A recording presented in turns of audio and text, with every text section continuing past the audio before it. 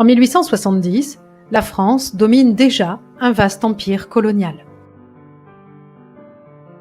Celui-ci couvre plus d'1 million de kilomètres carrés et regroupe plus de 5 millions d'habitants.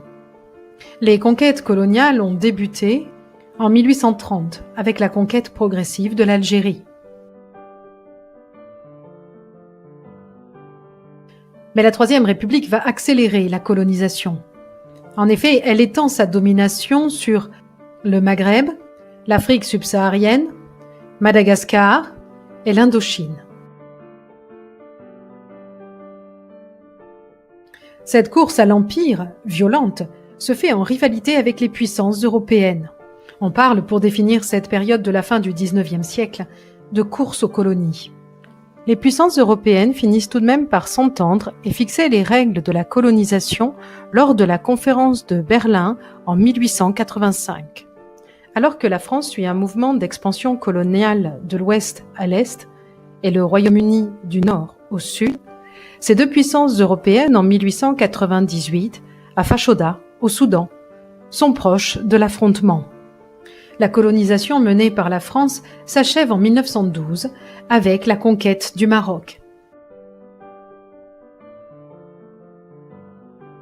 Ainsi, en 1914, l'Empire s'étend désormais sur 10,6 millions de kilomètres carrés, soit 10 fois plus qu'en 1870, et rassemble également 55 millions d'habitants, soit là encore 10 fois plus qu'en 1870.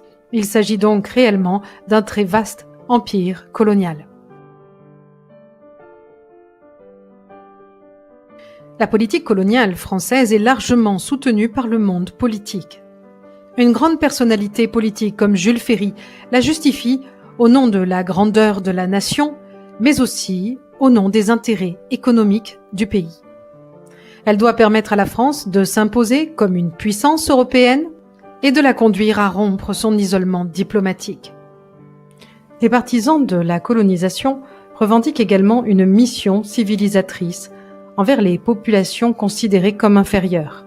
La mission civilisatrice est le discours et les politiques éducatives, sanitaires, linguistiques ayant pour but de diffuser dans les colonies des valeurs européennes considérées comme universelles.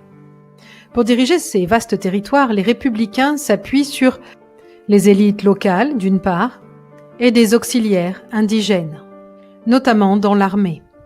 Certains territoires sont cependant confiés à des sociétés concessionnaires de droit privé. Les populations colonisées sont également exploitées et spoliées.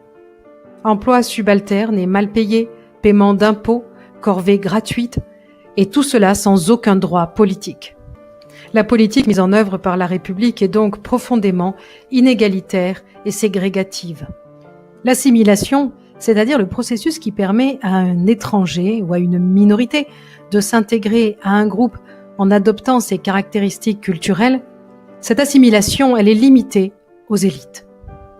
Les populations colonisées dans leur globalité sont régies par le code de l'indigénat. Il s'agit du régime administratif et juridique spécifique appliqué par les représentants de la métropole aux populations non européennes, c'est-à-dire indigènes d'une colonie. La Troisième République est donc un régime démocratique fondé sur les principes de 1789 qui survit aux crises et fonde un vaste empire colonial de 1870 à 1914.